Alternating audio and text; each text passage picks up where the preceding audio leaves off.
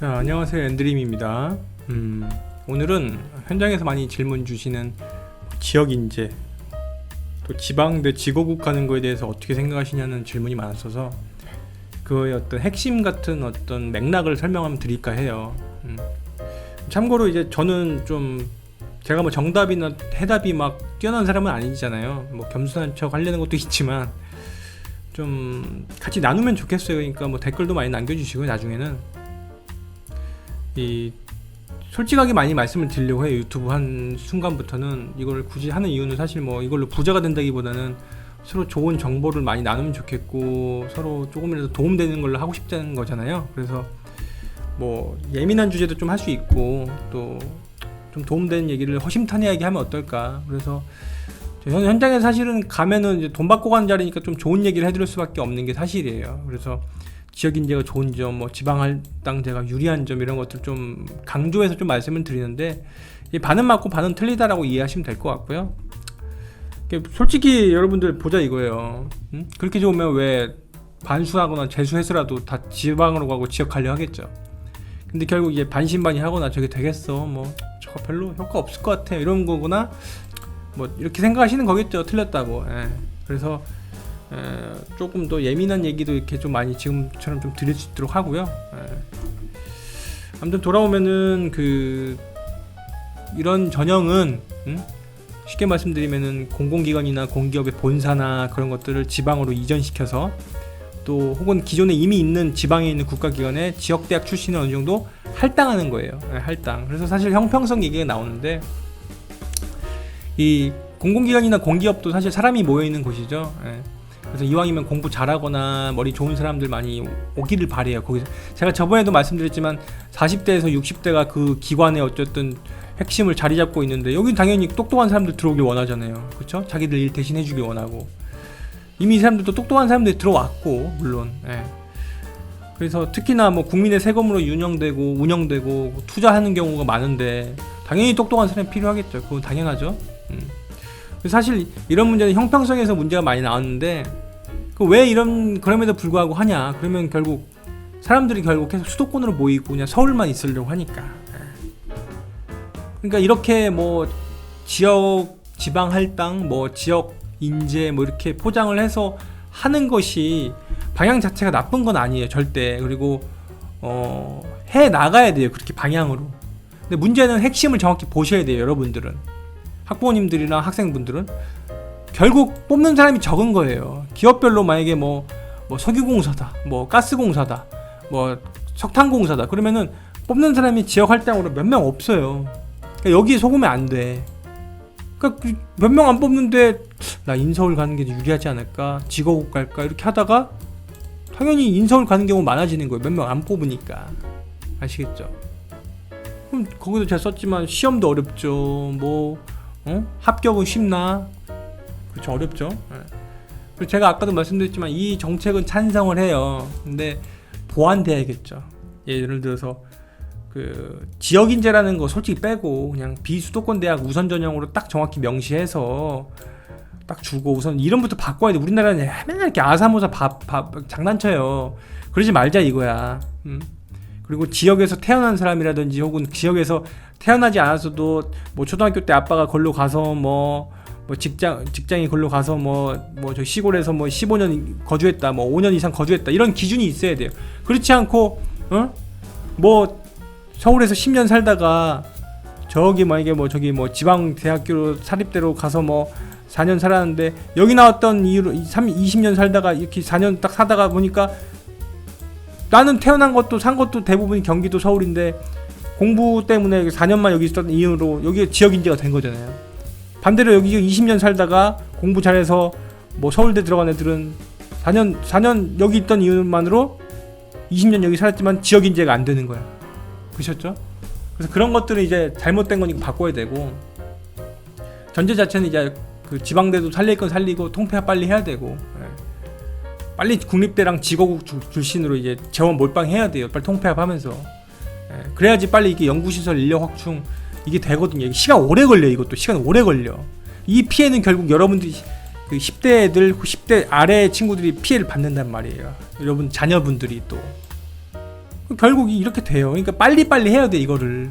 눈에 안 보이니까 그래. 지금 이게 망하고 있는 속도가, 기울기가 지금 이렇게 돼. 그러니까 이렇게 되고 있다 갑자기 이렇게 떨어지는데 여기서 이거 떨어지는 거 안 보이니까. 근데 계속 보셔야 돼. 통찰력을 갖고. 오. 물론 이건 정치적으로 위험해 보이죠 솔직히. 근데 해야 돼.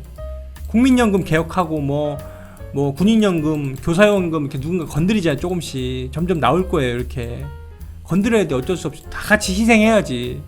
예? 이러면 당연히 이제 망하니까, 지역 상권 망하니까 이제 어려운데 하긴 해야 된다라는 거예요. 그리고 이 대학이랑 기업이 잘 연계가 돼야 돼요. 아까 말했지만 1명, 9명 뽑는 게 아니라 많이 뽑을 수 있도록 기업이 정착할 수 있게 지역으로. 대학만 같이 활동하는 게 문제가 아니라 그 지역의 기업을 키워줘야 돼요. 결국 세금 좀 깎아줘야 되고, 제도 개선해줘야 되고, 규제를 완화해줘야 돼요. 할 수 있게끔, 기업이 투자를 할 수 있게끔. 응? 대학 왜 가요? 우리 막 일부러 뭐 배우려고 간다, 뭐 내 심신을 수양하려고 하고 막 문예를 뭐 부흥식, 우리 그러지 말자고요. 취업 창업 성공하려고 가는 거잖아요. 응? 그래서 지역 인재랑 지방 인재 이런 게 성공하려면은 전체적인 취업 티어가 100에서 900명이 될 수 있게끔 대학도 빨리 그 경쟁력을 갖춰야 되고, 지역 대학 역시 경쟁력을 갖춰야 되고, 지역에 기업들이 들어오거나 더 살아날 수 있게끔 해줘야 돼요. 그게 같이 돼야지 순환되지. 안 그러면 안 가지 솔직히. 그쵸? 그래서 혹시나 이런 어떤 대입 앞두거나 고민하는 친구들이 있으면은, 취업 고민하는 친구들이 있으면은 내가 가려고 하는 관심 있는 직업국의 전공이 기업이랑 다이렉트로 연결돼 있거나 혹은 채용이 잘 되는지 봐야 돼. 근데 이거 안 보는 친구 너무 많아요. 그리고 안 보는 학부모님들. 응? 핵심은 어쨌든 이런 지역을 우대하거나 지역에 대한 어떤 부흥을 꿈꾸는 어떤 정책이, 여야 정책이 뭐 정권이 바뀌든 상관없어요. 계속 유지될 거고, 우리는 그런 걸 이용하고 잘 활용만 하면 되는 거예요. 아시겠죠? 네. 계산기 잘 두드리면 되는 거고. 그래서 개인 생각을 정리해드리면은 21년 현재까지는 뭐 혁신도시라 불리는 것들, 행정수도, 뭐 지역인재 할당 이런 것들은 좀 물음표, 미지수다라는 거고, 속으면 안 돼요. 포장해요. 항상 좋은 사람들은 그쪽으로 끌고 가야 되니까. 그게 잘못된 건 아니에요. 근데 우리는 끌려가면서도 정확히 보자 이거예요. 그래서 괜히 그럴싸한 말이나 정부 말, 뭐 착한 척하는 어른들 말에 일방적으로 속지 말자. 자, 믿되 의심을 하면서 보시라는 거고, 저 개인적으로는 이런 걸 잘 이용하셔서 자 가야지. 거기에 속아서는 안 되고, 핵심 전제는 요거 살리는 게 쉬운 거 아니다라는 전제를 좀 깔고 가자는 거예요. 조금만 더 세게 얘기하면은 지방 살리려고 지금까지는 100의 에너지를 썼다면은 이제는 60이나 80만 하고 나머지 20, 40은 시골이나 지방이 공동화, 비는 거에 대해서 익숙해져야 돼요. 저도 지방에 살고, 저 지금 지방이거든요. 세종시에. 네, 솔직히 완벽히 지방 살리는 거 어렵다고 봐요. 인정을 해야 돼. 균형 발전이나 뭐 지방 살리기가 100%가 어렵다는 걸 인정하고 우리가 좀 보자고요. 솔직히 보자고. 이거 시골에 가보세요. 논밭 보시면은 그 넓은 땅 누가 짓냐고. 20년 뒤에, 30년 뒤에. 돌아가시고 나면은 지을 사람이 없어요. 그러니까 빨리 국가에서 기업들이 농업 사업 할 수 있도록 빨리 농민들이랑 협약하고 빨리 해서 기업형 농업으로 빨리 전환을 해야 되고, 스마트팜 같은 것도 더욱더 빨리 돼야 되고, 지방 소멸이나 공동화되는 것들이 잘 연착륙 될 수 있도록, 이게 100% 안 되게끔 하겠습니다. 이건 뻥이야. 거짓말이야. 거짓말이고, 연착륙 잘 서서히 내려갈 수 있도록 그걸 해야 돼요. 그게 합리적인 거예요. 아시겠죠? 그래서 어느 정도는 빌 수도 있다, 균형이 완벽하지 않을 수 있다는 전제로 가야지, 지금 방향으로 가면 죽도 밥도 아니게 돼요. 다 같이 망하는 거야. 이렇게 대한민국 세금 낭비되고, 대학 통폐합도 해야 되고, 직업국 중심으로 빨리 바꿔야 되고, 광역시 중심으로 경제체제도 바꿔야 되고. 제가 맨날 저출산 정책할 때 5년 전부터 현장에서 말할 때 틀렸다, 이대로 가면 안 된다 말씀드렸잖아요. 지금 2명이 결혼해서 1명도 안 낳잖아요. 지금 올 2021년에 0.78 얘기하더라고요. 전 세계 최악. 그러니까 아까 똑같은 맥락으로 100 투자하던 거를 7, 80% 정도만 하고 20, 30 정도는 저출산이 이제 익숙해질 수 있는 사회로 만들어야 돼요. 어쩔 수 없어요. 못 막아요, 절대. 문화가 바뀌었어요. 생각이 바뀌었어요. 우리 젊은 사람들. 저도 지금 애기 1명만 있지만 생각이 바뀌었어요. 생각이. 그래서 저출산이나 지방 소멸은 같은 맥락으로 봐서 노력은 하고 그런 걸 계속 하되 익숙해지도록 해야 돼요. 우리가 그런 사회에. 아시겠죠?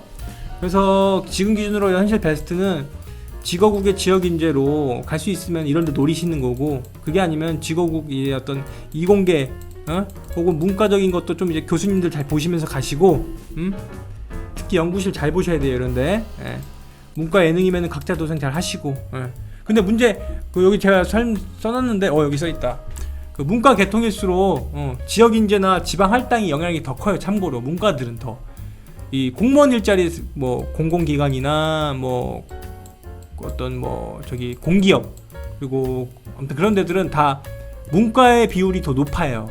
그래서 사실은 내가 문과다 그러면은 전략적으로 직어국을 가는 걸 저는 추천드리기도 해요. 저는 그래서 잘 찾아보시라는 거예요. 한번 실제로 어떤 지금 그 취업률은 어떤지, 공공기관이나 공기업의 지역인재 할당률은 점점 높아지는지, 내가 가려고 하는 그 직어국의 어떤 그 선배들이 정말 잘 취업하는지 이런 걸 보시란 얘기예요.